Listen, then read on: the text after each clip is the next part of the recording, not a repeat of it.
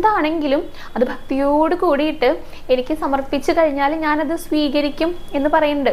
അതായത് പത്രം പുഷ്പം ഫലം തോയം അങ്ങനെയാണ് പറയുന്നത്. ഈ പത്രം എന്ന് പറയുന്നത് ഇല, അത് പാഞ്ചാലിയുടെ ഇല, ചീരയുടെ ഇല കഥ നമ്മൾ പറഞ്ഞിട്ടില്ലേ. അതെന്താണുള്ളത്, ഒരു ചെറിയ ചീരയുടെ ഇലക്കഷ്ണം മാത്രമേ ഉണ്ടായിരുന്നുള്ളൂ. പക്ഷെ അത് ഭക്തിയോടെ കൂടെ സമർപ്പിച്ചപ്പോൾ ഭഗവാൻ അത് ഓടി വന്നിട്ട് സ്വീകരിച്ചു. അതേപോലെ തന്നെ പുഷ്പം, ഗജേന്ദ്രന്റെ പൂവ്, ഗജേന്ദ്രൻ താമര അർപ്പിച്ചില്ലേ, അതാണ് പറയണത്. പിന്നെ ഫലം, ശബരി കടിച്ചിട്ട് കൊടുത്തുല്ലോ ശ്രീരാമനെ, അത് നല്ലതാണോ എന്ന് പരിശോധിക്കാൻ വേണ്ടിയിട്ട്, മധുരമുള്ളതാണോ കുഴപ്പമൊന്നും ഇല്ലാത്തതാണോ എന്ന് പരിശോധിച്ചിട്ടല്ലേ കൊടുത്തത്. അപ്പോൾ അത് കടിച്ചതാണെങ്കിൽ കൂടെ അതിൽ ഭക്തി ഉണ്ടായിരുന്നു, അതുകൊണ്ട് ഭഗവാൻ അത് സ്വീകരിച്ചു. പിന്നെ പറയുന്നത് തോയം, അതായത് രന്തീദേവന്റെ, അതായത് അദ്ദേഹം വെള്ളം കുടിക്കാനായിട്ട് നിന്നപ്പോൾ ഓരോരുത്തരായിട്ട് ചോദിച്ചിട്ട് വരിക. അപ്പം അദ്ദേഹം കുടിക്കാൻ എടുത്തു വെച്ച വെള്ളം പോലെ അവസാനം ആ ഒരു ചണ്ടാളന്റെ ആ നായ്ക്കൾക്ക് കൊടുത്തു എന്നാണ് പറയണത്.